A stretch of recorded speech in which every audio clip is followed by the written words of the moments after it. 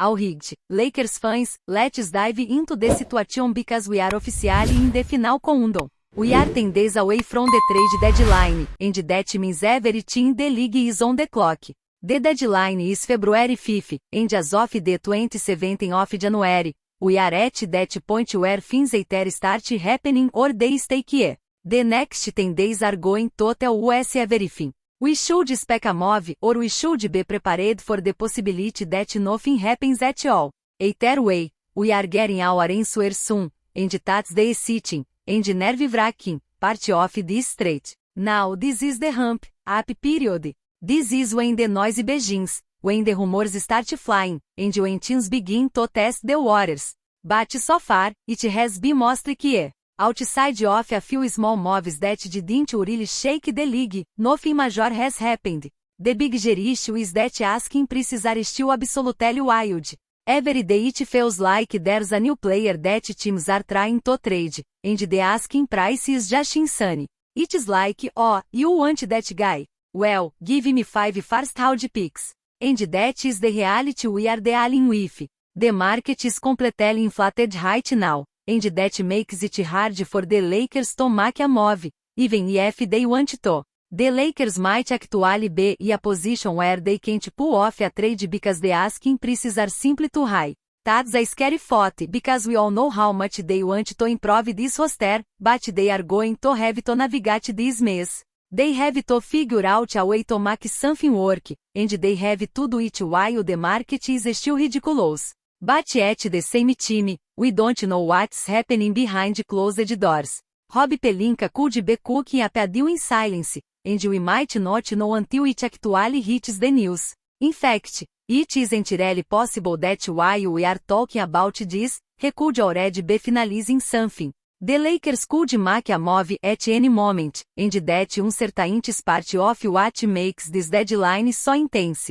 But in order for anything to happen, we need the asking prices to come down. And that should happen in the next week or so. Typically, as we get closer to the deadline, teams begin to panic and they lower their demands. But right now, prices are still sitting at peak levels, and it's hard to imagine anyone being willing to give up. What they are asking for it almost feels like we need another trade to occur in the league to set a benchmark.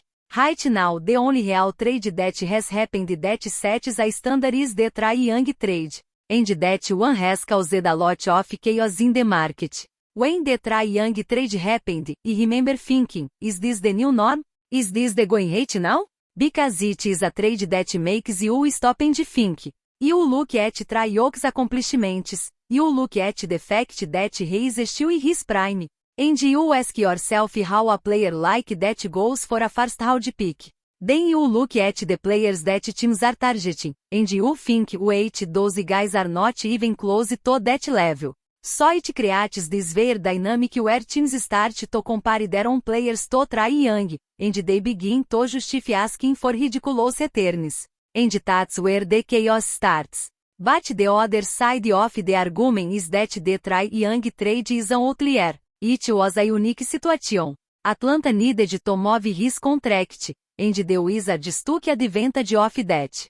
It was a normal market scenario. It was circumstantial. And the problem is that teams look at that trade and they start to use it as a reference point. They start to think, well, if Trae Young went for a first-round pick, then my guy should be worth at least a second. And then suddenly you have a domino effect of inflated demands. That's what we are saying right now. It's like a chain reaction of teams trying to justify their valuations based on one outlier trade. But eventually, reality tends to set in. People step back and say, okay, that was just noise. That was an outlier. That's not the norm. And then the market starts to stabilize.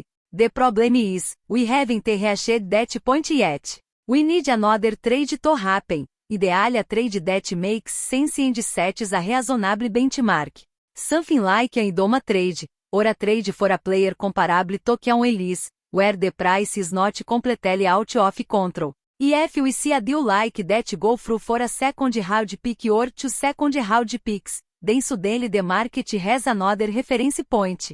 Because when teams see a reasonable trade happen, it forces them to reassess their expectations. If you see a player like Herb Jones being asked for a first round pick, and then you see a player like Idoma go for 2 second round picks, it becomes hard to justify that huge gap. Teams start to realize that they need to be realistic, they need to find common ground. And that's exactly what the Lakers need right now. They need a benchmark, a trade that sets a realistic standard so that they can go to teams and say, look, this is what the market looks like.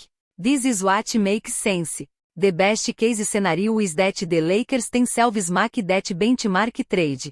Imagine if the Lakers were able to land a player like Keon Ellis for a second round pick, or someone like Jonathan Kuminga for a second round pick.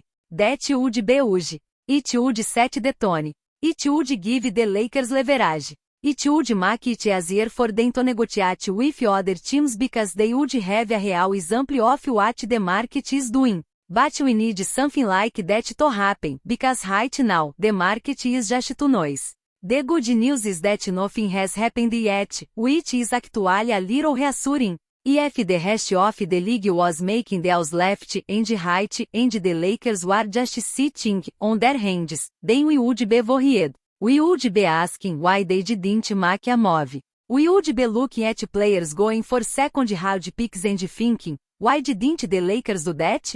But the fact that no one is moving yet means that the market is still in flux. It means that teams are still trying to figure out what to do. And that gives the Lakers some breathing room. However, there is a concerning comparison to the last time this happened. The last time we saw this kind of key period with insane asking prices was in the 2024 trade deadline. That was the D'Anthony Melton season, where the Lakers were active and chasing deals, but the prices were ridiculous. They wanted like 4 first round picks for D'Anthony Melton, which was insane.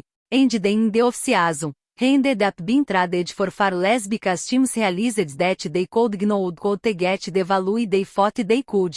And that's the worry. If we get to the deadline and the prices don't drop, and the Lakers do nothing, we could end up with another boring deadline where nothing happens. And that would be the first time in years that Rob Pelinka has done nothing. People always ask me, why are you so confident that the Lakers will make a trade? And it's because Pelinka has made moves every year, except for that 1 year. That's why I believe he will act. But this deadline is really similar to that year. We have the same silence, the same high asking prices, and the same lack of movement. And that makes me nervous because I don't want to relive that disappointment. Now one point worth noting is that there is an argument for standing pat and wait for the offseason. And that is a valid strategy. This offseason could be the best one the Lakers have seen since 2019. In fact, it might even be better. The Lakers could miss out on 3 or 4 players and still land 3 or 4 high-quality players. The market is loaded with wing players, big men, and versatile defenders. And the Lakers have the assets to make multiple moves. So there is a real argument for saying, let's wait until the summer. But at the same time, you want to see the Lakers add at least a couple pieces now. Ideally 2 or 3. Because there are advantages to that.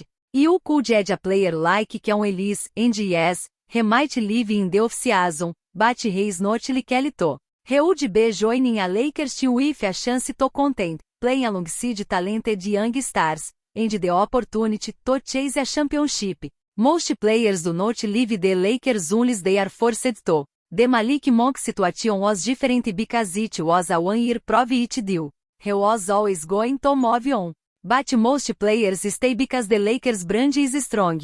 And that's the thing. If you can add a player with a small cap hit, like $5 million, that can make a huge difference. It gives you flexibility to sign other players and stay under the luxury tax. It gives you the ability to build a deeper roster. So even if the player is only here for a year, the impact can be huge. It can be the difference between make a serious run and falling short.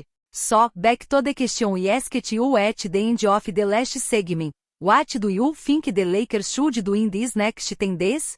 Because the truth is, this is the part where the plan becomes real. It is one thing to talk about potential moves and strategies. But it is another thing entirely to actually execute. The Lakers have a tough decision ahead of them. And the next 10 days will reveal whether they are serious about contending this season or whether they are simply waiting for the summer to rebuild. If the Lakers do make a move, I think it will likely be a smaller, starter move rather than a blockbuster trade. The market is just not in a place where big trades make sense right now, and the Lakers have to be careful not to overpay. They are not in a position to give up multiple future assets for a player who might not even fit the team long term. The key is to find a player who can contribute immediately and help this team win games, while also fitting within the long-term plan. That is the challenge. And it is why the next 10 days are so crucial. One thing that I think the Lakers need to prioritize is defense. We have seen the offense perform at teams, but defense is what wins championships. And right now this Lakers team is not built like a championship defense. They need a player who can guard multiple positions, switch, and bring energy. Someone who can disrupt the other team and make life difficult for their opponents. Because if you want to win the playoffs, you need that kind of presence. And right now the Lakers are missing that. Another thing the Lakers need to consider is depth. This team has talent, but it is not deep enough. If injuries happen, the Lakers could quickly fall apart. We have seen it happen before. The NBA season is long, and you need a roster that can survive through adversity. That means having players who can step up, players who can contribute in different ways, and players who can handle the physical toll of the playoffs. The Lakers need to add depth in a way that does not sacrifice the future. Now some people might say, why not just wait until the offseason and sign the big free agents? And that is a fair argument. But the reality is, wait is not always the best strategy. You do not want to be stuck in a situation where you are hoping for a perfect offseason, and then the market changes, and the players you wanted are gone. You also do not want to be in a position where you are forced to overpay because you waited too long. The Lakers have the opportunity to improve now, and they should take advantage of it if the right opportunity presents itself. I also think the Lakers need to be careful about how they approach trades in terms of team chemistry. Chemistry matters more than people think. The Lakers have a young core that is still developing, and adding the wrong piece could disrupt that growth. You do not want to bring in a player who is a locker room issue, or someone who does not fit the culture. The Lakers need to bring in someone who is not only talented but also the right kind of person. Someone who is willing to buy into the system, play their role, and help the team grow. That is just as important as skill. Now let's talk about the potential targets. There are a few names that make sense for the Lakers based on their needs. But the key is that they need to be realistic about what they can get. They need to look at players who are available and whose teams are willing to trade them. And they need to be willing to pay the right price without going overboard. That is the difficult part because the Lakers have to balance the short-term goal of winning now with the long-term goal of building a sustainable team. It is a delicate balance, and one wrong move could set them back. One scenario that could work is the Lakers finding a player who can contribute immediately on both ends of the floor, someone who can defend and shoot, and bring energy. A player who can come in and be a difference maker without needing a ton of touches. Because the Lakers do not need another ball-dominant player. They need someone who can play off the ball, make smart decisions, and help the team defensively. That is the kind of player who can make an immediate impact. Before we continue, we ask that you leave a like and subscribe to the channel so you won't miss any exclusive Lakers updates. Moving on. The winds of change are rolling through the corridors of the Intuit Dome, and they carry a name that many fear would eventually surface in the rumor mill, Kawhi Leonard. E a league defined by its seismic shifts and superstar migrations, the latest whisper suggests a tectonic plate is about to move within Los Angeles itself. The spark that ignited this wildfire was a supposed in private, emotionally charged farewell from Clippers head coach Tyronn Lue, who reported he offered a bittersweet blessing to his star forward, wishing him nothing but happiness and success in his rumored transition to the Lakers. For years the Battle of La has been a cold war, but this potential defection threatens to turn it into absolute hot. The speculation regarding Leonard's dissatisfaction has been simmering beneath the surface, masked by the source demeanor of the claw himself. However, Lue's alleged comments, saturated with the kind of finality usually reserved for a long-standing partnership reaching its end, suggest that the bridge between the Clippers front office and their franchise centerpiece has finally crumbled. To hear a coach of Lue's stature speak of Leonard in the past tense, specifically linking him to the purple and gold, is the kind of narrative grenade that resets the entire league's power dynamic. Insiders suggest that the lure of the Lakers' historic legacy and the chance to redefine his career alongside LeBron James or Anthony Davis might be the ultimate siren song for Leonard. While the Clippers have spent years trying to build a culture in his image, the persistent injuries and playoff what-ifs seem to have exhausted the patience of both the organization and the player. If these rumors hold water, the Lakers are not just gaining a defensive juggernaut, they are executing a psychological ace on their home mats. The city is bracing for a shift that would see the Clippers' championship aspirations evaporate overnight, leaving Tyronn Lue to pick up the pieces of a project that once promised so much but now looks destined to end with a simple, painful goodbye. Stay informed exclusively about Los Angeles Lakers news. Subscribe to our channel and hit the like button to keep receiving daily updates.